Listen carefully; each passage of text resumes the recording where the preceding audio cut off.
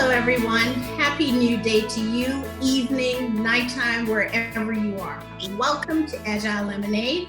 We are back in the studio. Who are we? Your doctors. Yours truly, Dr. Jacque Colbert, and my partner in progress, Dr. Marie Alcazar, who is the curator and brainchild of Agile Lemonade, a built for agility company. Let me tell you, we've got a jam-packed agenda for you. We're having a crucial conversation today regarding policing in America and the crisis that we are being faced with. I want to take the opportunity to extend gratitude right off the bat before we go anywhere to our 5 guests who are going to be having this dialogue with us regarding policing in America. I will tell you that they come with extensive bios. Their body of work speaks for itself, and each in his or her own right has a reputation which precedes them. So allow me to do the spark notes for you. First of all, we have Detective Lance Watkins. He's been in law enforcement and very dedicated to the call of duty for a very long time. His field spans 29 years. Don't let the cute young face fool you. He has been doing it for 29 years, covering corrections, policing, and military intelligence, and I thank him for his service in that regard. He also serves as an adjunct faculty at Lee Community College, where he teaches classes online regarding criminal justice, and it's such an important body of work that he does. Next in the studio with us, we have Sergeant DeAndre Hutchison. He is the president of the African American Police Officers League and has been a member of the HPD for the past 8 years. Newly elected president of the AAPOL, as I mentioned. Today he's actively working with the mayor, our beloved mayor, HPD Police Chief, Art Acevedo. If you don't know, I'm sure you all know who they are. And along those same lines, he worked with board members to really help to improve the HPD's recruiting efforts. And I'm sure you'll hear a little bit more about that because it starts at the beginning. We all have to begin with the end in mind. Next up is Officer Desiree Stanislas. She is a veteran police officer boasting more than 10 years in law enforcement. Highly committed as the others that you will find on this panel, super passionate at promoting positive relationships in and outside of the body of work that she does as she works with her colleagues in the community at large. Eric Carr is an executive director of the African American Police Board Officers League. He has been with HPD for 17 years, an award-winning detective. He's been assigned to Cyber and Financial Crimes Division, where he specializes in ID theft and elderly exploitations. Gosh, do we have diversity and inclusion here? And let's go. Last but never ever least, in the house with us, we have Dr. Verdi Lethermon. Let me tell you a little bit more about her. This makes me tired just thinking about her Spark Notes bio. She's an author, a teacher, a clinical psychologist who just so happened to have spent more than 20 years in law enforcement. And again, just like the others, don't let that cute, youthful face fool you. She has put in the work because the work is never skippable, folks.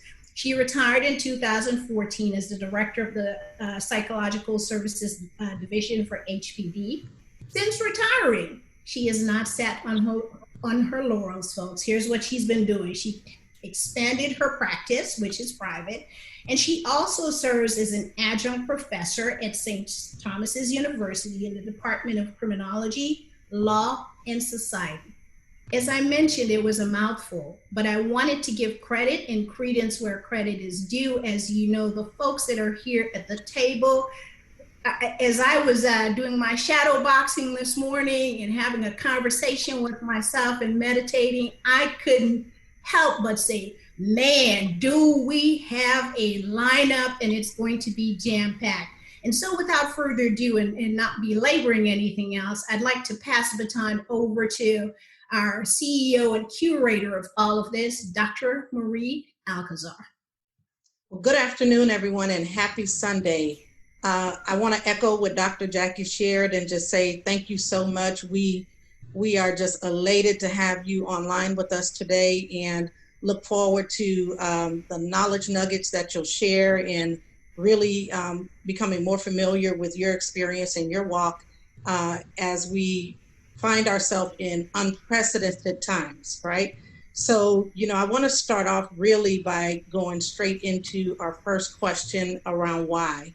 And I'll kick us off by sharing my why, okay?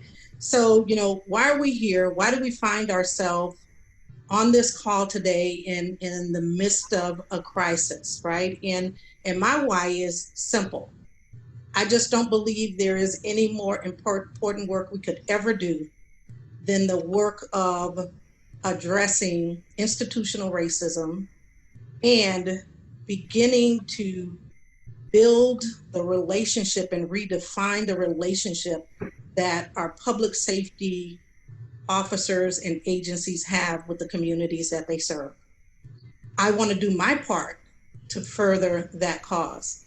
I want to leverage my experience, my expertise, and my journey to contribute in whatever small way that I can to make things better. People, I believe this is legacy work we're doing. I actually refer to it as passion work, right? Because that's exactly what's required in order to be able to drive any kind of transformational change. So without further ado, I'd like to pose the first question to, let's say, Detective Lance Watkins. So why don't you kick us off by sharing, your why? Why did you answer the call to be on this panel today? And what brings you here? Okay, much like what you said, I am passionate about the entire subject. And that was a great title called Policing in the Midst of a Crisis. That alone made me want to share my experiences with everyone here. I know that we must change the current trajectory that our profession is going in, okay? It's a downward spiral. And we know today everything is being critiqued. It's the court of public opinion. And you have a few, like any other occupation, right? You have a few officers that don't do the right thing. And when I say officers, I'm saying officers of varying ranks. They don't do the right thing. They bring discredit upon the badge. And it becomes every police officer is a bad police officer. The bulk of us are good officers. We have good hearts. We want to bring positivity in someone else's life, right? But unfortunately, we are too focused, or society is too focused on the negativity. My hope and desire is to change that trajectory, to change the thinking, to bring our profession back to where it was. And when I say back to where it was, where kids wanted to see police officers, people were glad, they were rooting for us. We've lost it. We've lost it in a span of such a short time. And my goal is to bring about a cohesion between the community and the law enforcement department that serves that community. That's why I'm here, to help make a change. Awesome. I love that, and I think that, we all can remember times when, police officers were looked up to, right, and well respected, and a welcome presence in the community. And I'd say in most communities, right? Although we must all admit that there's always been challenges in the Black community, right? And so in looking at that, as we begin to kind of unpack that conversation, I think that that's the direction that we're going in. So, I'm also very thoughtful about the words I use, and I'm careful not to use words like rebuild, like redo anything, right? Because we're about progress. We're about taking it to the next level. And so while we do want to recover some ground that has been lost due to, not just recent events, but events that have been going on for a long time, right? It's just that we haven't necessarily had the burning platform and the sensitivity to the issues before now. So, but that's a whole nother conversation in itself. So let me now move on and let me ask Sergeant Hutchison, why don't you share with us your why? What brings you here today? Thank you, Doctor, for having me on. We appreciate the opportunity. When we got the call, and I say we, meaning the Afro-American Police Officers League, AAPOL, we got the call to partner with you guys. We thought it was very important because AAPOL's mission statement is to partner with the community to bridge the gap between community and police. And we want to do just that. This is AAPOL is not new to this body of work. AAPOL is not new to this agenda, in that we have constantly fought on behalf of Black and brown officers, as well as Black and brown individuals in our communities. We know that the relationship has been strained, and we have work in trying to build a better relationship with our community leaders, with our city leaders, as well as with the department. So the opportunity presented itself to go from what I remember, Doc, you spoke when we spoke on the phone about bringing theory into action. That's what we're all about. So we jumped at the opportunity to try to bring some of this police reform, some of this rhetoric that we've heard. We want to bring it to action and bring it to our community because they deserve it. Absolutely. Wow, I love that. So I'm gonna be short on words. Let me go to Officer Stanislas. Can you share with us your why? My why today is the same why I even got in law enforcement over 10 years ago. I saw that there needed to be more faces that look like mine, with more hearts, big hearts like mine, that was passionate about the job and just wanted, like Sergeant said, to bridge the gap. Definitely bridging the gap between the community that I've served, that I love to serve, and the officers that I stand next to every day. You know, we wear this uniform and we're supposed to wear it proud, and the whole point is to serve our community. And some of us have gotten lost in transition somewhere, and it's just to kind of just bring us right on back. And that's why I'm here, to continue the conversations, and not just to talk the talk, but to walk the walk.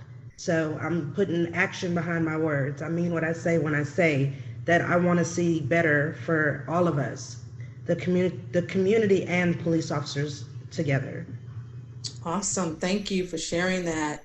Dr. Verdi, let's hear your why. Yes, ma'am. Well, my why is somewhat twofold. Part of my why is I wear so many hats over the years that I've been on the earth. You know, as a mother, as a psychologist, as a believer in faith, as a woman who worked side by side in law enforcement for so many years, I understand everyone's side to some degree. And we forget so often when we're dialoguing that there are always two sides to every coin. And one of the skills that I bring to the table is that I help people dialogue effectively. Most of what I do in my clinical practice is marriage counseling, and people don't come and sit on my sofa when they're happy. When they come to my office, they are usually on their way to divorce court, typically. So part of the reason that I come is because I wear so many hats and I understand multiple sides to the coin, and I can help people dialogue. But the other reason that I come is that I will forever be a part of law enforcement.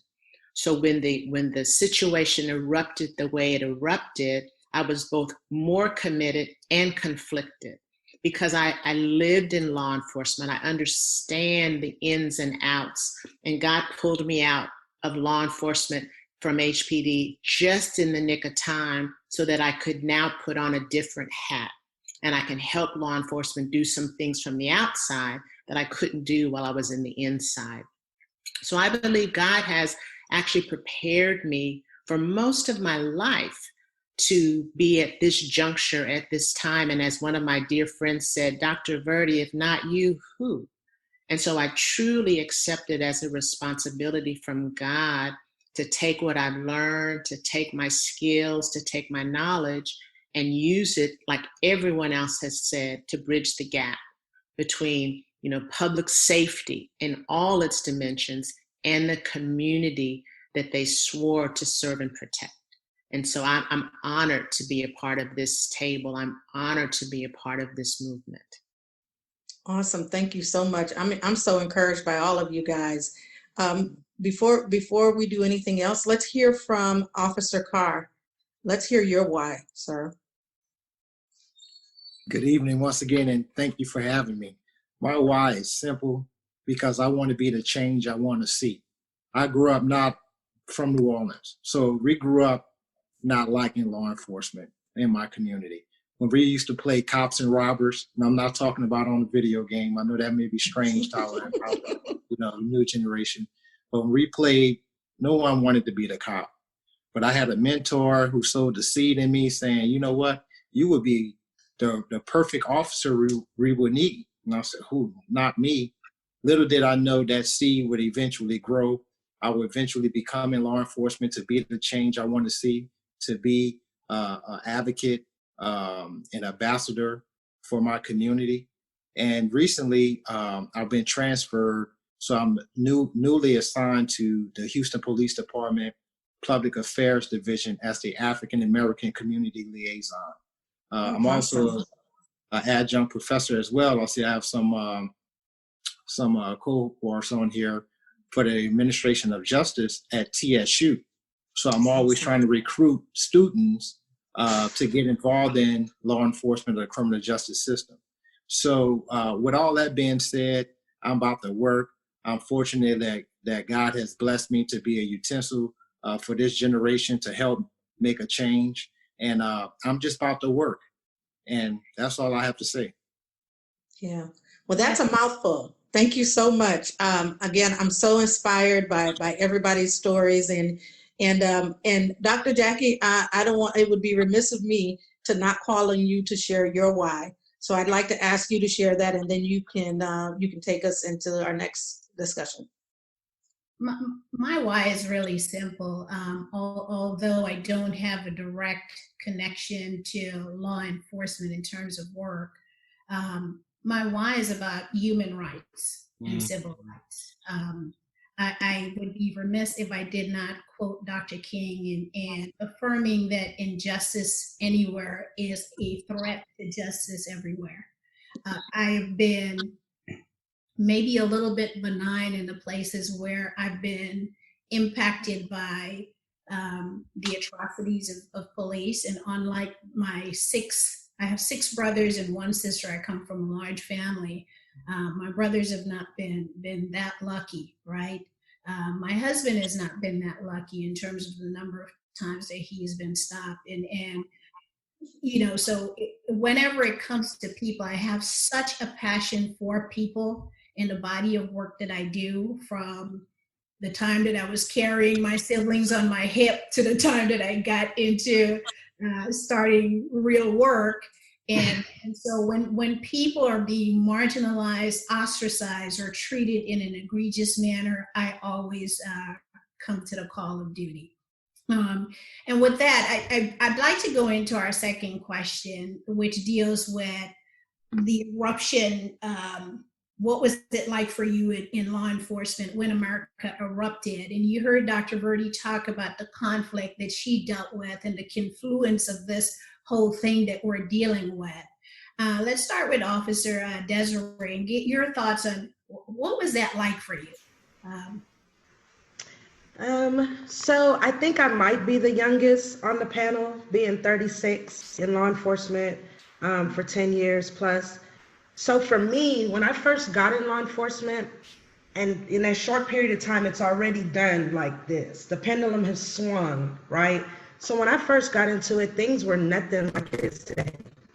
And when I say that, I mean like with everyone just being so angry and the call for reform in law enforcement, right? And maybe it was, and I just was so naive to it.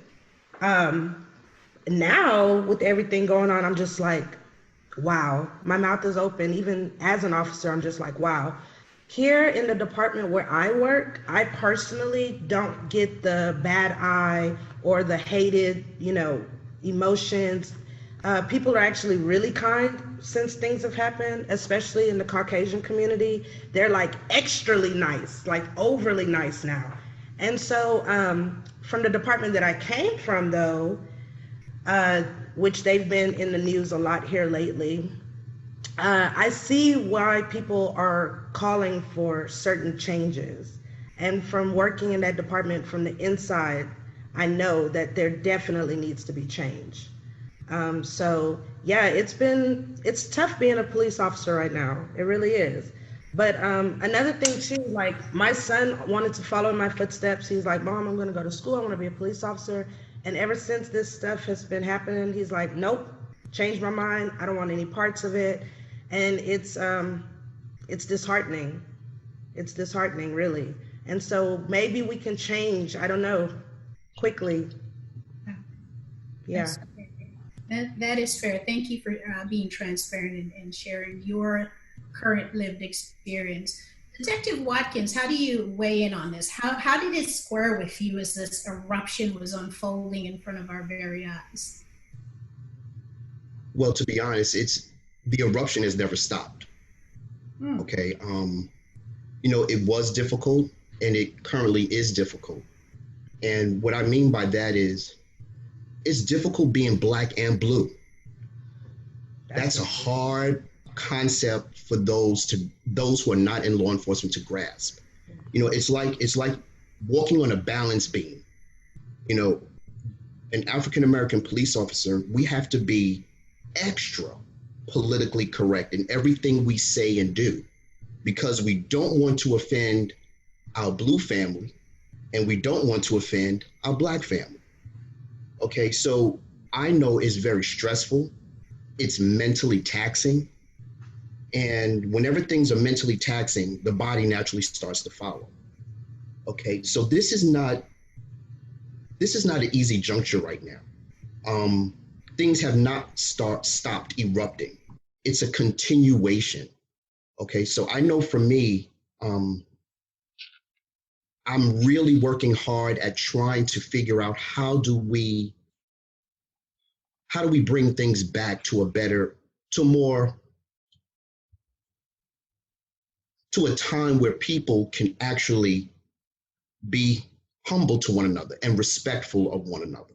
I know we're going through a certain time right now that's very difficult, but as a police officer, and because we're the professionals, we still have to maintain our composure. We still have to work within the parameters of law enforcement. We're in the guidelines. We're in this box, this unique box, where as society, they don't have a box to operate under. So we always have to be vigilant and diligent in everything we do. And when I say we, I'm talking specifically about the African American police officer. It's not easy right now being Black and blue. It really isn't. It's very challenging. I feel that as a visceral level, and although not a medical doctor, but I've done it. My first career was in the medical field. I see psychology and pathology around this area, and I want to swing the pendulum over to Dr. Verdi to weigh in, on your own thoughts as well as what you've heard so far relative to the question. She shakes her head. She's like, it's about 2 hours on this one, people. It's personal and professional, and I'm going to talk, and I'm going to control my emotions. But my whole life flashed in front of me, and I was reminded brutally of the life I've led my whole life. I pushed through it. I overcame it. But someone said on Facebook, we feel sorry for the child that's been bullied for 2 or 3 months and shoots up the school. But we can't understand the people who have been bullied with their knee on the neck for 400 years and we're surprised they're mad. And I remember saying to one of my dear girlfriends, all of the pain of my whole life was triggered, and I was reminded of it the day or 2 or 3 after George Floyd was killed, because we've all lived it. So on a personal level, it surprised me the tears that I shed. It surprised me how deep in my core I felt the pain of a knee on the neck. And that, I'm being so transparent, I did not expect that level of pain to surface for me. And then when I look at the people who are reaching out and the pain that has been triggered for them, and I love what the officer said about Black and Blue. I talked to some New York officers very shortly after George Floyd, and that was the content of the whole conversation. How do I balance Black and Blue? So for me, when it first erupted, I was surprised and my life flashed in front of me. And I love what Officer Desiree said. There has been a change. Law enforcement didn't look like this. I was in law enforcement 20 years. I've been still in it for another 5 years. Law enforcement has changed. This is not the law enforcement I came into in 1994. However, I believe it's going to be a better law enforcement because of this. But when you ask me, what was it like on the personal level, I didn't know I had that much pain stuffed down inside of me.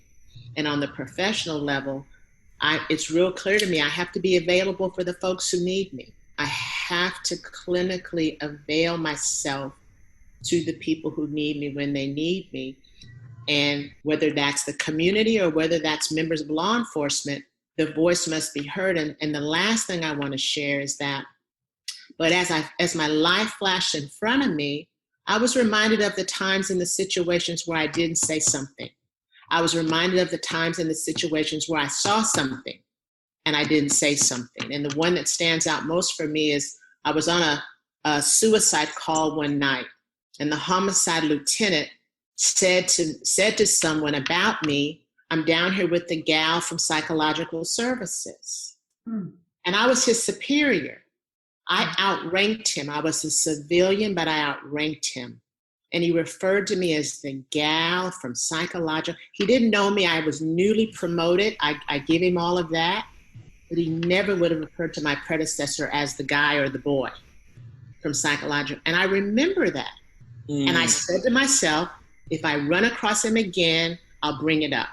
But on the scene of a suicide that night, I rationalized that was not the time or place. But I know that everyone in law enforcement has seen and heard situations that we tolerated that we should not have. And so we have left a legacy of tolerance that we should not have. And so now we've given rein to subtle and overt bigotry, racism, discrimination, when we should have stood up loudly and clearly a long time ago, and we didn't. And I take responsibility for my share of that. So my life flashed in front of me, and I felt pain, and I was reminded of pain that I didn't even know was still there. Wow. Thank you for your thoughtfulness and sharing transparently. I mean, talk about some deep-seated acculturation that we as a people have been predisposed and conditioned to just be quiet about, right? Yes. In my own swim lane, I would tell you that I'm pretty buttoned up in corporate, but it broke me down as well. So there's such relatability to what you shared. So thank you again. Officer Carr, what would you say? How were you feeling? What emotions? And I'm big on telling folks, you've got to honor the God-given emotions that you have. If you over-rotate from one guardrail to the next with those emotions, there could be some potential problems. But when people are crying at work, which I deal with every single day, I tell them, God's giving you those lacrimary glands. Cry. I'll sit here for a few minutes, 20 minutes in, it's like a little bit, all right now, come on, let's shake it up. So Officer Carr, how do you weigh it? I agree. My emotions reflected pretty much the country, and I'm sure the panel here. But the main emotion was frustration, because we've been singing the same song for generations and decades. So after we cry, after we talk and, debate and discuss solutions, after we protest and march and sing, and after we pray and, go to church and, ask God and the Most High to intervene, after all that, what's next? Mm-hmm. So my thing is, unfortunately, we serve an awesome God who gives us power where we can make a difference by choices that we make. So the next thing is, let's put this to action by not just talking about the problem, but being the solution. And one of the main things starts with the front door, dealing with our recruiting efforts. We have to do a better job, especially as Black law enforcement officers, of going back to our communities and building relationships with the people from our communities, from the communities that we are particularly from. It just baffles me how once we become in law enforcement, we have no relationship outside of enforcing our duties with our communities that we should have. It used to be a time where the Black law enforcement officer in a community was admired, because if you look at historically, Black officers could not arrest white citizens. If you look historically, Black officers was treated as second-class officers and had to drink from separate water fountains. They didn't have the same opportunities that the white officers had. So when the officer got into an incident in the middle of the street, well, I remember a story from Mr. T when he got into an incident on Coke Street when them guys jumped on him and he needed help. Guess who came help the Black officers? The community. The guys in the community. Right. They came and they were one with the Black officers because they knew that they had the help, because they wasn't going to get the same help that their counterpartners had. So, we need to go back into our communities and start building that relationship, showing these kids why this could be a good, valuable career. Let them admire us like the other communities. They admire their officers. But when we see our officers, we don't have that. Why? Because we're not doing a good job of building relationships with the youth in our community. And then we need to recruit people from our community. If you look at the recruiting from law enforcement, guess how many people get involved in law enforcement because of somebody they know? Wow. Majority. Yeah. Their father, their grandfather, their next door neighbor, someone that they personally knew was in that career and kind of encouraged them to get into that career. We do the opposite. We do that. Why you want to be a police for? Why? We do the opposite. But we have to go back and we have to encourage and we have to build relationships. And once they see us and they familiarize with us, then that will motivate them to say, you know what? I want to be involved. I want to be a detective. I want to work in bomb squad. I want to work with the helicopters. I want to work in juvenile. I want to be, there's so many different things they could choose from, but we have to be a better candle in these dark, shadowy areas. Yeah, I love when I'm seeing nods of acknowledgement. So I think what I'd like to do is dovetail to Dr. Marie to bridge the next question to Officer Hutchison, because I think that there's a connective tissue that is running through the common themes from what everyone has shared so far. And I want to make sure that your voices in different areas are reflected. Okay. I definitely want to start my remarks off by saying thank you to Dr. Lethermon and then the body of work that she did while she was at HPD. I visited her office and talked to people on her staff many a times.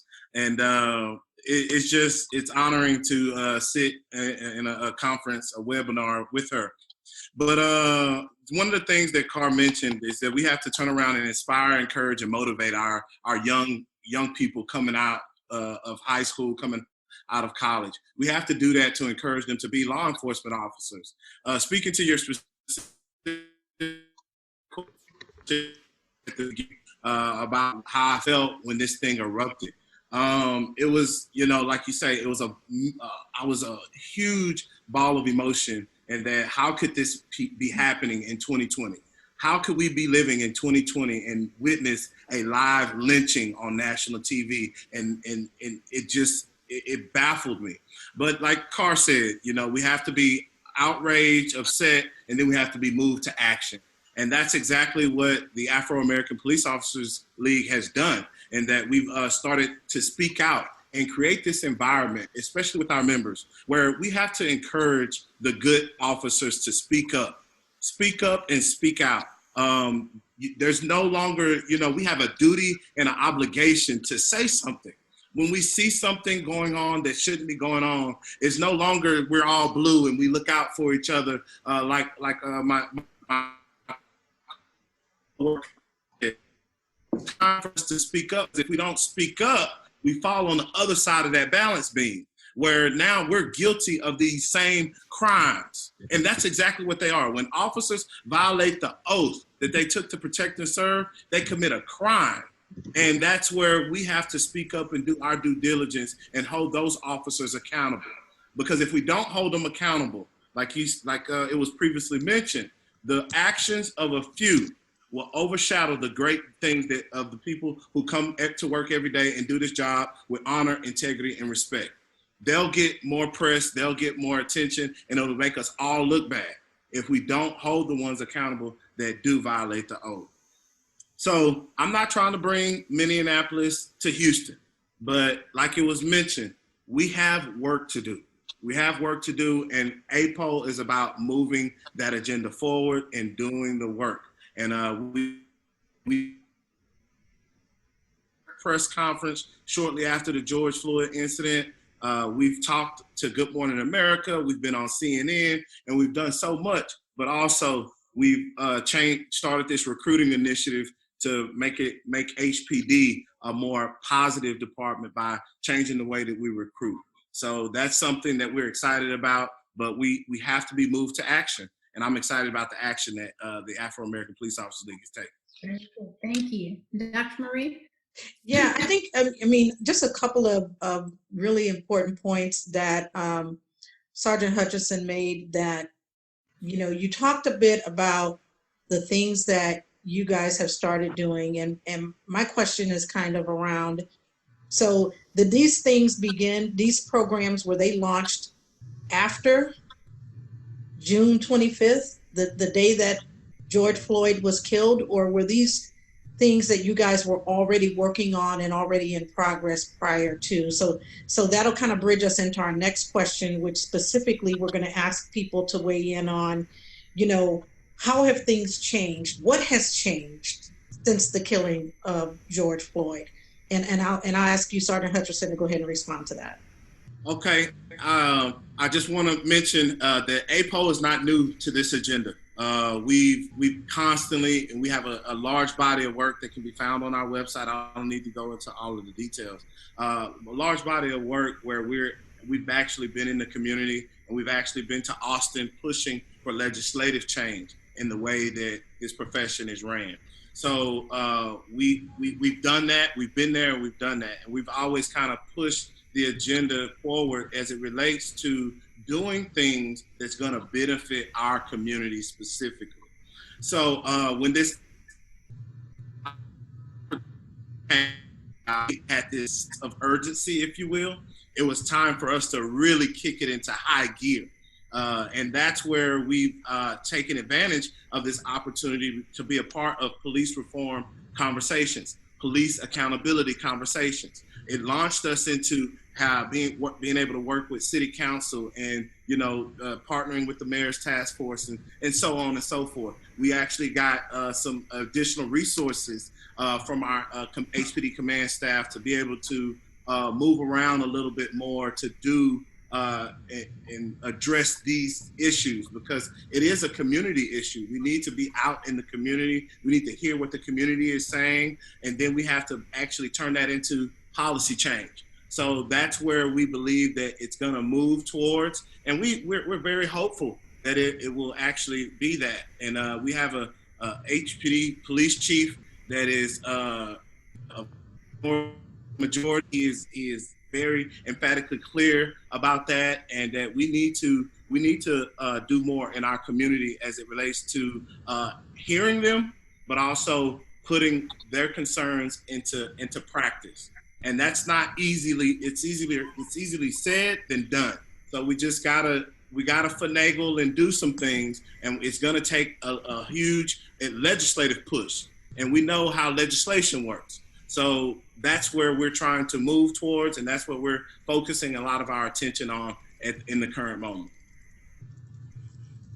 Wow. So that, I think that kind of brings to mind for me, when you talk about the recruiting efforts, right? And we absolutely have a burning platform. Unfortunately, it took an incident like George Floyd's killing to mobilize us, right? And bring us to action, not necessarily AAPOL, but I'm saying the nation, okay? And even as a global movement, right? Where it made us hypersensitive to what we already knew was going on, okay? Absolutely. So it just heightened our sensitivity to it. So as we look at the recruiting work that you guys are doing, I'd like to understand a little bit better about what are some of the things, and I know in our previous conversation, you talked about this recruiting being an accelerated program, for my benefit and the benefit of our panel and also the listeners who will hear this, what are some of the things that have been changed that will actually allow you guys to accelerate the recruiting process? Have there been Have you guys considered things like, we knew at one point, they were locking people out with 3 strikes and, from marijuana and things like that. And we're certainly in a different time now where every corner you go on, there's CBD, this and that and the other. Yeah. Okay. And so what kind of changes have happened on the recruiting side that is going to allow us to go into the very neighborhoods that we probably with our highest risk, right? Where we need to see more people that look like us wearing blue, right? And working with those communities collaboratively. What have you guys done to open up the opportunity for people in those communities? Absolutely. Thank you for that question. I'm going to just open it up briefly. If you would, let me add this thought for consideration along the same lines of recruiting, right? So for the young listener who's already heard about code switching, right? The discomfort and dissonance between being Black and being blue at the same time, and the reality of the challenges that you face, the things that you've now put in place for recruiting, how do you effectively convince Black and brown people to join forces when they have that level of discomfort? What does that look like? Talk to me. Absolutely. And I'm going to kick this over to Carr. I know he has a textbook response for it, but I just want to, I want to briefly introduce the program that we started with the Community of Faith, and that, we believe that we need to take recruiting to our communities. And we need to find people that have a relationship, some type of tie to the community that they actually police. When you have people that have a relationship, your mom lives, or your pastor works, or where your church is, you have a relationship to that community. So it's imperative that you police a different way. When you have people from the outside coming in to do policing, we've seen the statistics where they can be a little heavy-handed in that. And we don't want, we want every citizen, just like we want every officer and every member of our organization to be treated fairly. You said it's a human rights thing. When people are human, Just treat them like you would want your mom to be treated, like you would want your uncle to be treated, like you would want your priest to be treated. When you have people policing in that manner, you get a very, very different product. You get a very different product. But if you look at a group of people in a certain way or a certain, and you use your implicit bias in the way that yields a different product. And I'm sure everybody on this line can attest that they've seen that in action, where you have officers that arrive before they can ask any questions. They've already escalated this thing to a level almost to no return. So we just want to make sure that officers are policing with the level of integrity and respect that our citizens deserve in our Black and brown communities. But I'm gonna let Carr talk. Yeah, and I'll just piggyback. I mean, he hit it on the point. First, let me apologize for the good apples, right? We should have been more out in front and getting more involved. But we did a bad job because we sat and we looked a lot of times, like the doctor mentioned. But no longer can we do that. If you call yourself a good apple, no longer can you just sit and watch and not speak up and speak out. So let's make that clear. Also, we understand that many people, especially in Black and brown communities, don't want to be the police. Why would you want to be the police if what you seeing on TV? I asked a young man the other day about, law enforcement. He's like, why would I want to join the KKK? So if that's their mindset, why would they want to be part of something that they feel is for them? So the first thing we have to do goes back to the relationships. First, we have to encourage. Before we even talk about the fast track program, because you can't put no one in the program if they don't want to be in the program. So the first thing we have to do is encourage them. Look, we apologize. We should have done a better job with our community. Second, we have to educate them. This is why we need you involved. I just read an article the other day. I believe it was in New York or somewhere on the Northeast coast. 600 officers have retired or resigned because of the reform that's taking place. So I'm asking my community, do you truly want to see change? Do you want to avoid having another Florida situation? If you was a police officer and you was on that scene when you seeing someone human rights being violated right there in front of your eyes as an officer, what would you do? Well, I would jump up, I would do it. Okay, that's why we need you. That's why we need you. Because this is what's going to happen. If the 600 officers have that same mentality, and this is not always just about a race thing, this is a conscious thing, a heart thing. If they have the same mentality of these individual officers and they replace 600 officers with 600 more officers with that same level of consciousness, you can expect the same thing. But if we replace these officers with people from the community who have a heart from the community, who are not scared of the people in their community, who understand how to de-escalate. I just saw on the news the other day where two gentlemen seeing the situation and they helped the officers de-escalate and get the guy handcuffed. Those people are right there in our community. But in order for us to get them on this side, they're going to need some encouraging, some motivation, and inspiring. Now, once we have them, go back to your immediate question, we have partnered up with the department for a fast track program. What does that mean? That means that if you're interested and you're eligible, tattoos is not as conservative as they used to be. That's something that the department has kind of lowered to get a larger population. So before, tattoos kind of will get you eliminated. That's no longer the case with HPD. Your credit history and your financial status is another thing that used to get us eliminated. But that's no longer the case as long as you're addressing your credit issues. You have a payment plan. You're not doing bankruptcy. You're not in collections and things of that nature. As long as you're addressing it, it doesn't matter how low your score is. As long as you're addressing it. So those are two actually policy things that kind of have helped.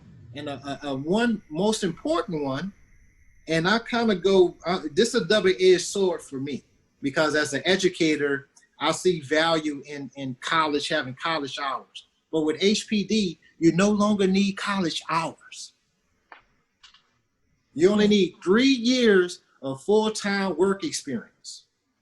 Well, what if I worked at McDonald's? What if I worked at Walmart? What if I worked at my church full times? Did you work there 3 years full time?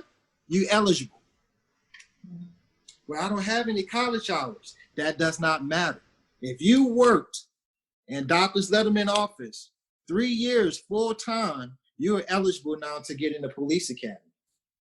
As long as you don't have a felony conviction, oh, I've been arrested before I have tickets, you're still eligible. That's a Class C misdemeanor. You're still eligible. Well, I had a DWI 10 years ago. You're still eligible. These are things that our people are not educated on because they don't understand the process, because, again, other people are mentoring new recruits. We don't do that in our community. A, because they don't want to be police, and B, we hadn't been doing a good job going back into our community to do the recruiting. So when people get involved and apply, they're just going straight in without any kind of education on the process, so they kind of get eliminated on the process. We're telling you, hey, with the program that AAPOL has partnered up with the department, before you even apply, let us look at your resume. Let us look at your process. Let us make sure you have everything. Okay, now apply. Now we're monitoring that process after you apply, because you know how it used to be, right, when we apply. So those are just some things, and I want to yield my time back to you guys, because, if you get me started, I could, so let me yield my time back to the floor. No, I think it's so important that awareness is the first step, right? Mm-hmm. Lack of knowledge is never a good thing. When I hear ignorance is bliss, it really is not.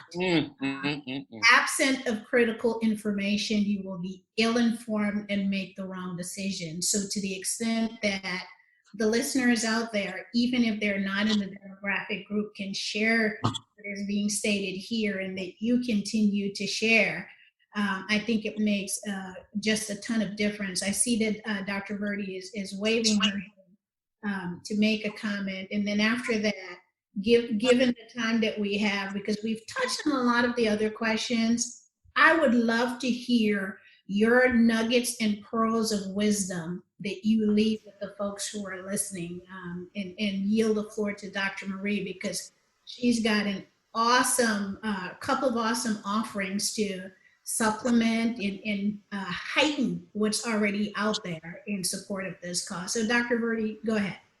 And let me just throw that out to piggyback on what both officers said. Dr. Marie mentioned legacy. Majority police officers come from families of police officers. They have been groomed, they have been taught, their noses have been wiped, they have been gotten out of scrapes so that if they wanted to do this profession, they'd be ready. Mm-hmm. We are notoriously lax, and the other word I'm trying to find, for not having groomed our young people likewise. And so I love what you're talking about. You're going into the neighborhood and you're starting. There used to be a program, a police youth organization, YPAC or something. Mm-hmm. But that was just a few youth who could be involved in that program. But we have been notoriously neglected in getting our young people ready to follow in our footsteps in areas and professions that we applaud and we respect, and we want to have that kind of legacy. So I want to say that, and if you talk to generations of law enforcement, in the majority, They've been trained and groomed and prepared for this since before they could say, hi, daddy, hi, mama. Mm-hmm. And so I love this effort. But we have to tell the truth. It doesn't just start and stop in law enforcement. We must do a better job in our community, preparing our youth to have clean noses, to have the GPAs, to have the experience. So whatever they decide they want to do, they're ready, they're prepared. So I really applaud that. And so my only nugget, my main nugget would be, all of this is about mindset and heart. I think we're all talking about mindset and the heart of the people who raise their hand and take an oath to protect and serve. And you can say the words and not have the heart or the mindset. And when we recruit and when we screen, we've got to go beyond the numbers on a test.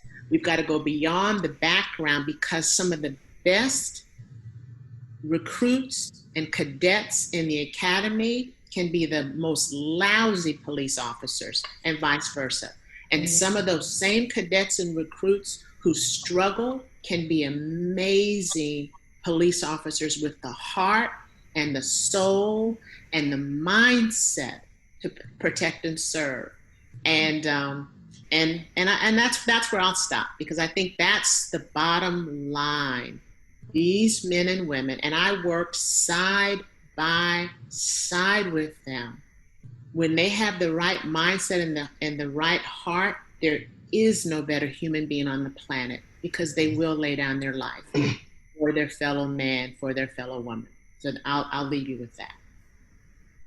I love that. I love that. I think earlier in the podcast, Dr. Marie mentioned that this was it passion or purpose work that you said? Passion work. Passion.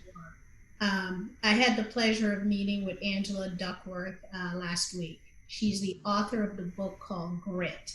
And she said, passion and purpose must be combined, because when you think about the body of work and any of your life work that a person is committed to, you gotta be gritty. And gritty is not just a sprint. Being gritty is a marathon. It's the ability to do that thing that you do, not just with ease, but being so committed to it that you invest time, you become more learned, you're open-minded, you have that growth mindset. And so your passion and your purpose is continually being refueled and rekindled, such that in tough times, you're not running. You can stay with it, that stick-to-itiveness. And I would argue the stuff that you're dealing with, somebody you mentioned about, there's so many reasons why our people aren't grooming the young ones from an early age. All I can say is stop it, right? Yeah. I deal with the same thing in corporate America when I'm recruiting. We all have a diversity and inclusion problem, right? So we're having to kind of do a recalibration of what great talent looks like, to your point. You know, I believe some of the best minds are not in colleges or don't have a college degree, right? It could be based upon opportunities or lack thereof that they were afforded. So you really got to look at, okay, it's jazz and geometry, baby. You've got to recalibrate what great will look like and make sure that their heart is in the game. With that, Dr. Watkins, I'm just going to claim doctor on you. I like that. Yeah, detective. What are your pearls of wisdom? Well, you know, I listened to everyone. There was a lot of stuff that was mentioned, but I know, you know, in essence of time, I'll keep it short and sweet. You know, when we talk about recruiting people from our community, we also have to look at the reasons why they don't make it into law enforcement. And a lot of times it's because they have a record. Let's just keep it real, right? A lot of times they have a record, and that shuts them down right there. Each agency has their own set of parameters that a person must fall under in order to be selected for that agency. HPD is one, you know, my agency is a different one. All right. But one thing with the training, what I've noticed is someone can go in there and they can raise their right hand and take an oath to protect and serve. But something happens from the time they say I protect and serve until their many years of being a police officer. Something starts to shift and it starts to change. We start We have more tactical training than anything else. So we get this warrior mindset versus the guardian mindset. There's the problem. They tell you already, when you go into this community, make sure your hand is on your gun or on your taser, because you're going to run, you're going to have to chase someone, you're going to get into a fight. So what happens is your brain starts to change that every time I go into a certain community, I'm going to have to do something negative, okay? Versus when I go into another community, I don't have to have my hand on my gun or my taser, because I really don't have to worry about things. Subliminal messages get sent to our people, and I think that's where the change happens. But the one thing that we have to remember, because I also teach at Lee College, right, which is known for criminal justice. The rate now for people signing up for criminal justice is extremely low. No one wants to be a police officer because of what's going on right now. I want to just tap into one thing that I know Dr. Marie said, and I may have the terminology wrong, but I think it's psychological protection. Psychological safety. Psychological safety. Thank you, ma'am. We don't feel comfortable saying anything. And I can give you a personal experience for fear of, you know what? If I stop that officer from doing what he's doing, and he goes back and he tells the people in my agency that, oh, Watkins is a hugger thug, okay? That's the terminology that was used. Maybe if I drop an assist, they may not come so quickly. So do I put myself in that position? It's sad, but this is the reality. Okay, do I want officers to come quickly, or they gonna finish drinking their coffee first before they show up, leaving me to my own device? So you know what happens? I may not say anything, which is the wrong route to go, because we hear society now saying, where are all the black cops? Why aren't they saying anything? You know why? It's because I'm still black, but I'm in the police department. I don't get treated any differently. You know what? I just happen to have a gun and a badge. Okay, so there's some level of toleration, not acceptance. There's a level of toleration and not acceptance, all right? And that's just sad. And this is throughout my 29 years in law enforcement. I've seen it, all right? So only thing I can say is, for us, we just have to, first of all, make law enforcement something that our people want to get into, and for the right reason. Because when I sit at the executive staff meetings every Wednesday and I look around, and when I'm the only black person in there, but when I look at that slide, that screenshot, that PowerPoint presentation, everyone up there that's involved in smash and grabs, robberies, felonies, they all have my skin color. That sends a wrong message. It sends a wrong message to the executive staff that, you know what? The problem ain't really us. Black people need to get it together, you know? And if we get it together, it'll be all right. You know, and I hate to even put it out there like this, but this is what we need to look for. We need to look for people who are who are drawn to more of the service element of policing, as opposed to the excitement and the adventure. That's the people we need. And I'll stop right there. I was about to go on a tangent, but I'll stop. That's all right. We may do that in part 2 and let you kick us off. So, you know, Okay. It's all good. Officer Desiree, what saith thee? What says thee? Every officer here has touched on so many different subjects. One subject that hasn't been touched on, and I guess I'll touch on it, you never hear about it, is the mental illness and the lack of mental awareness in our agencies. So one of your questions was, has anything changed since the death of George Floyd? Yes and no. No, because when I showed up to work the next day, no one asked us how we felt about the situation. I was expecting my chief to have this sit-down meeting about, you know, what happened, the do's and don'ts, what we could have done better, kind of learn from it, and it just didn't happen. A lot of times, we're just expected to show up, get the job done. No one asks us how is home life, or how did you feel about your job, you know, your 12-hour shift yesterday.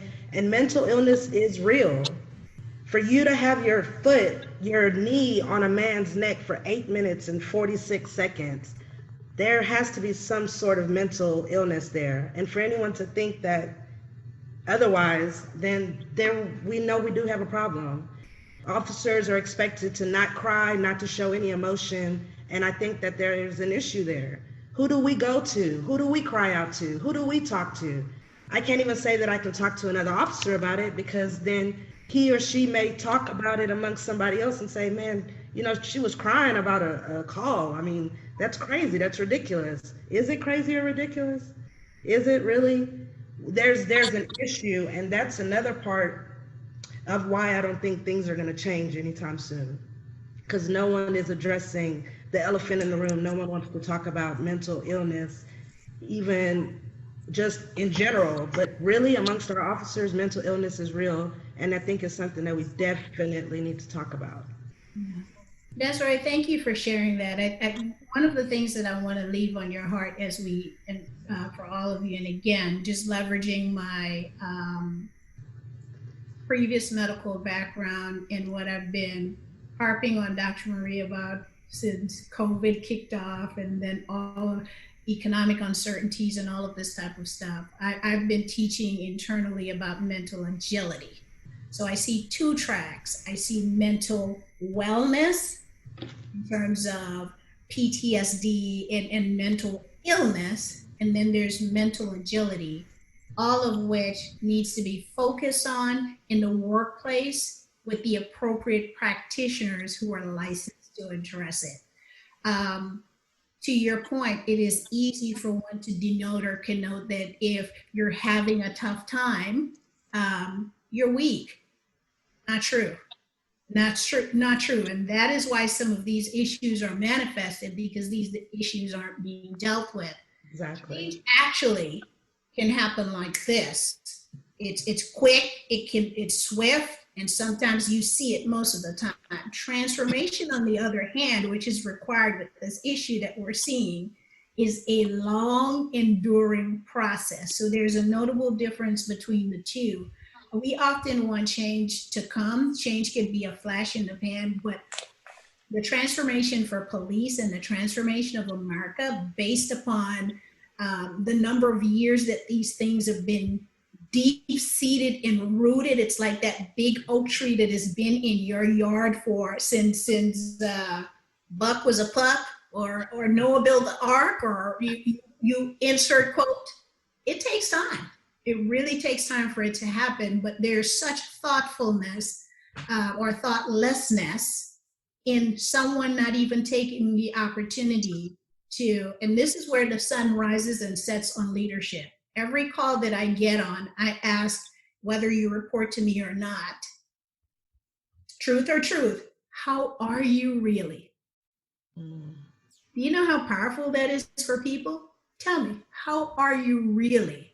Right. Until I can feel psychologically safe and feel that you have 1 ounce of care about me, people, we're just code switching. We're just moving along. How are you? It takes nothing away. And you can begin to delineate leaders from the real leaders, right? Mm-hmm. So not wanting to take away from the light that you shed, I think that it is such an important data point, and it's cause for the cause in you saying, how do I show a different face in my leadership role, which doesn't always require a title, such that others can learn from it? All right, who's up next before Dr. Marie closes us out today? For any other pearls of wisdom, if it has not already been shared. Okay, I think it's my turn. And I just want to hit on some quick bullet points. Detective Watkins made a good point. So I'm speaking to the community now. And he talked about the fear that officers have of knowing about, hey, if I speak up, if I do this or I do that, someone may not check by with me. Now, I used to feel that way, but I no longer feel that way, because I know at the end of the day, I got the Most High on my side. I don't care if he have to send dogs to jump over a fence to run down the street to help me. I have that much faith to know that at the end of the day, I'm going to be okay. But some people don't have that faith, so they have fear that, hey, I got to worry about somebody checking by if I get into an incident. I feel that people run out the store and help me if I'm in the situation, because I just have that kind of faith. But some people don't feel that way. That's why we want to encourage you to get involved, because You said that if you was on the scene and you seen a George Floyd incident, that you wouldn't just sit there. Now just think about if majority of the officers have that same mindset and that same spirit. So that's why we want you, so we could have that backup and we could encourage and iron sharpen iron. But if we have one officer who feels that way and 60 other officers who feel a different way, that officer feels like he's on an island. So come and help us. We need your help. We want your help. That's why on August 14 and 15, we're going to Community of Faith Church, 1024 Pine Mountain. It's an open event. Just register through the church, because we're taking to the streets. We're going to the church. We know we have some good fruit in our own backyard.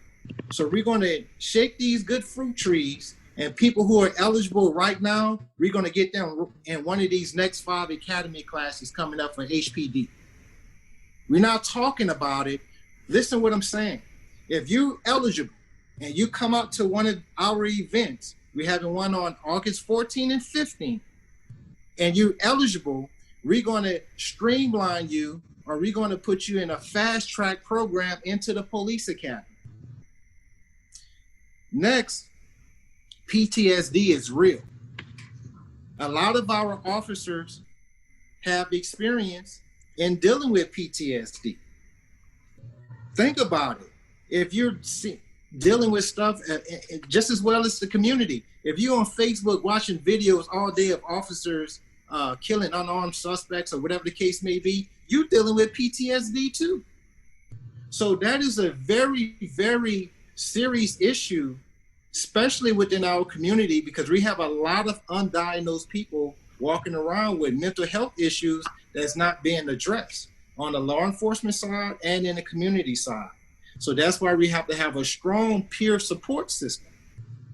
We have to have a strong peer support system for each other in the community. We need your encouragement. Yeah, I know we get called Uncle Toms and we get called traitors and stuff. That has an impact on us. I'm here to tell you, officers feel some kind of way when they hear that from our own community. Yeah. So we need your help. Look, I'm not too high to say we need your help and I'm sorry, because that's what's been going on too long, that we haven't been saying that. And we've been faking it till we make it, till we in this situation where we're in today. Yeah. And I'm gonna yield my time, and that's all I really have to say, because, you know, don't get me started. I could go on and on, but I'm about to work. I mean, we've been talking for generations, you know, 1968, look, let's get the work done. I'm about to work. So we have these events. I'm expecting each and every one on this panel tonight to recruit someone, either for law enforcement, the DA's office, probation, parole, like every part of the body is important. Our education system, everybody's not cut to be a police officer. Yep. But you are important enough to be at some part of the body, whatever that calling is for you. You have a mission. So whatever that is, we need you to be in your proper lane and your calling. If that's not law enforcement, great, because that's not for everybody. But if you really want to see the change and be the change, you need to get involved in some capacity of the system. So I'm expecting each one of you, Detective Lance, doctors, officers, to motivate and inspire somebody in some capacity. Don't you worry, you move me. I have a 26-year-old who wants to be a lawyer. She wants to go to TSU. Somebody mentioned TSU on this call. Lawyers are part of the equation as well. So I love your passion and your purpose. You're gritty, man. You're very gritty. I like it a lot. Passing it over to my colleague, Dr. Marie. But thank all of you so much. I mean, I'm full. I'm full. This has been really an inspiring conversation. I'm so appreciative of you guys taking time out of your busy schedule and even taking time on a Sunday, right? But, you know, I know that you know how important this topic is. You know, I want to kind of tell you guys a little bit more about Built for Agility. So as we said earlier, and as we've individually probably had conversations, I founded Built for Agility, and Built for Agility is anchored in community. It's anchored in helping to elevate our people. I'm always about the lift and pull, right? And I'm about enabling people, giving them the skills and the capabilities that they need to be able to go to the next level. Because if we're going to the next level individually, then we go collectively, right? And so I want to be very transparent and straight to the point.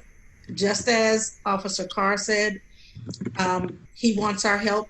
I'm here. I've done that. You sent me an email the other day. I posted that email on our Facebook page. I actually had 3 people. They didn't follow instructions. They completed an application online on Facebook, but I have redirected them to the right place, right? I'm going to reach out to you outside of this discussion to get some more information about, I have a brother who retired from the Navy in November of last year, and he wants to be involved with a movement like this. And I'm going to put him in touch with you, that maybe you can provide some guidance and direction to him as to how he can now, and because he retired from the Navy, but he's still got a lot of years ahead of him that he can still do a lot of good work. Okay. But I want to be straight to the point in saying, we, Built for Agility, we want to be part of the solution. We formulated a groundbreaking transformational program that is designed to take us from theory to action. This is all based on much of the work that I've done in a corporate environment where I was leading major transformations. And everything that we do is about people. It's all about people, right? This opportunity is a different context, a different problem we're solving for, but at the end of the day, it's about people. I'm asking all of you personally to please respond. I'm going to reach out to you. Please respond to my request, where I'm going to ask you, help me get in front of the leaders, the community leaders, the law enforcement leaders who need to know about the solution that we offer. It's about strategic support. It's about delivery support in being able to execute. It's about being able to redefine that relationship with the community with our community capacity building program. It is a comprehensive framework that looks at the entire ecosystem, including the process and policy issues that must be addressed in order for us to deal with the institutional racism that exists, right? This isn't some people I think have in their mind that this is a problem that we need to throw more training at. This isn't a training problem. Do we need to do some additional training? Do we need to do some more learning? Absolutely. It's part of the solution, but it is not the answer to our problem. And we can provide training, but guess what? It's not going to change the system, okay? And so we have to be deliberate and intentional about addressing the issues of the system. I realize that Mayor Turner has his task force on reform.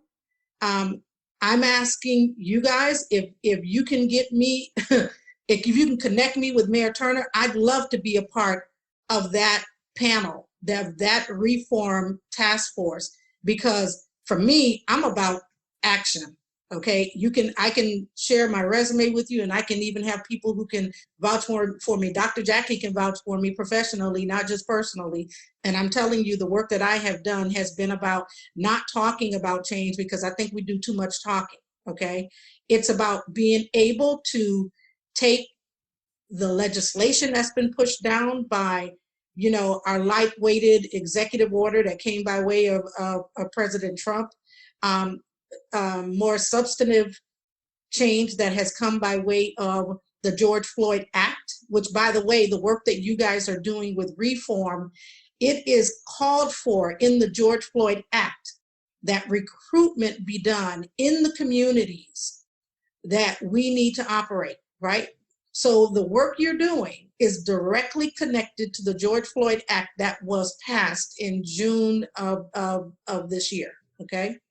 So, and what it says, just for everybody's benefit and the listening audience as well, the George Floyd Act calls for a number of things, but the most important point that I want to make is what it says is that if the changes that are required are not implemented a year from now, so June of 2021, that is the timeline that many of these agencies have been given to implement change. And if that is not done, they will be defunded. Now, when I say defunded, they call out at least 2 different funding sources in which they currently get funding from. And I don't want to misspeak, so I'm not going to try and name them. But I have gone through those acts thoroughly, right? Because I'm all about the research. I'm all about being grounded. I'm all about understanding what our law enforcement agencies in our community has been asked to do. Our lawmakers in the House have done their part by passing the legislation. Now they've passed the ball to our local communities and law enforcement agencies. Those agencies have to be able to take those policies and go from theory to action. My question would be, do we know how to do that? Do we have people with the right skills and capabilities to do that, right? This is putting more mandatory or compliance training is not going to be the answer to this. Do we need to do that? Yes, but it is only the tip of the iceberg. There is a ton of work that is transformative work that must be done. And I'm hoping for the opportunity to be able to bring that to the conversation. And again, I have a framework today, right now, that has a proven track record that can be implemented. And so this is not theoretical. This is not, more creative conversation. This is how do we make the rubber meet the road and actually do some things that are going to begin to get the wheels turning to drive transformational change. I invite you guys to, reach out to me. Let's have a conversation. I will always make the time to talk to you and have a conversation. I'm busy at work putting together collaterals that can be shared and socialized. We're doing things like Agile Lemonade to lift our voices. We're doing other things that are going to help us drive this messaging. I'm looking to each of you to be a partner, to be willing to collaborate. And guys, we as Black people have to learn how to collaborate. There is room for all of us to be successful. And until we learn how to come together and understand that the sum is greater than the whole, we are than the parts, sorry, the sum is greater than the parts, then we are going to always be facing these kinds of problems. Mm-hmm. There's room at the table for everybody to eat. We all bring value to the table in a different way. Every single person on this panel today is is good at something different. Yeah. Even if you are wearing the same title as an officer, every single one of you is unique and special in your own way, and you bring something different to the table. We have to come together as a people, as a collective, if we even stand a chance of beginning to create a shift. We didn't get here overnight, and we're not going to fix any of this overnight, right? But we can make a difference. This is legacy work. This is generational work. And so as you talk about the recruiting, that's what makes it so important, because it's not about the work that we do individually. It's the legacy we leave so that we have other people who are pulling up the rear who are going to learn from our experiences and don't have to go through all of this themselves. I don't want my children to have to experience the things that I've had to experience. I want them to have a different opportunity to make a difference and have an impact. We all collectively own that work. But the one thing we got to admit is that we can't skip the work. There is no, while we might fast track the recruiting process, there's no fast tracking this process. It is a process, it's a journey. We're gonna have to take it together, but we gotta be willing to take it together. We gotta be willing to lock arms and say, you know what? I'm in it to win it. I'm willing to have skin in the game. Officer Carr, I'm looking to you, Officer Watkins, Officer Hutchison, Officer Stanislas, Desiree, I can't say your last name, Officer Desiree, Dr. Verdi, I'm looking to all of you to be reaching out to me, telling me, Marie, this is where I need your help. Yeah. I'm gonna do my part by helping you understand what skills and capabilities I have that I can offer and bring to the table. But I need you to be okay with reaching out to me saying, hey, I need your help over here, okay? I'm raising my hand today and say, hey, I want to be part of the solution. Yeah. I want to be part of the solution. I'm in, right? That's right. Help me understand what I need to do to be a part of that.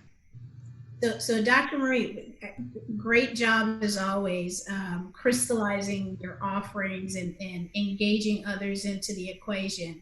I do want to make a plug for our Agile Lemonaders out there who are listening in, as well as allies. As I think about the civil rights movement and the work of Dr. Martin Luther King and so many others, even before and after, and as we honor John Lewis's memorial today and talking about, good trouble. As you're listening out there, irrespective of where you fall on the continuum of color or your transsectionality, because we all have it, we're not monolithic people, we ask that you join us in this fight that we have. We ask you to join us in the journey. What I know for sure is the Honorable Oprah often says is Dr. Marie is CPR, right? Because I've been working with her for way over a decade. And CPR meaning she's capable, she's prepared, and she's ready. And the other thing that I know for sure about her and the work that I've done with her and I continue to do is now is the time. And now is no opportunity wasted. So I want to thank you all in advance, those listening, you Lemonaders out there, all of the allies that will come along, white, brown, black, all of us, let's join arms together in this incredible, poignant moment in time, lifetime work that needs to be done. So with that, thank you again, signing off, and see you at the top as we make an incredible change.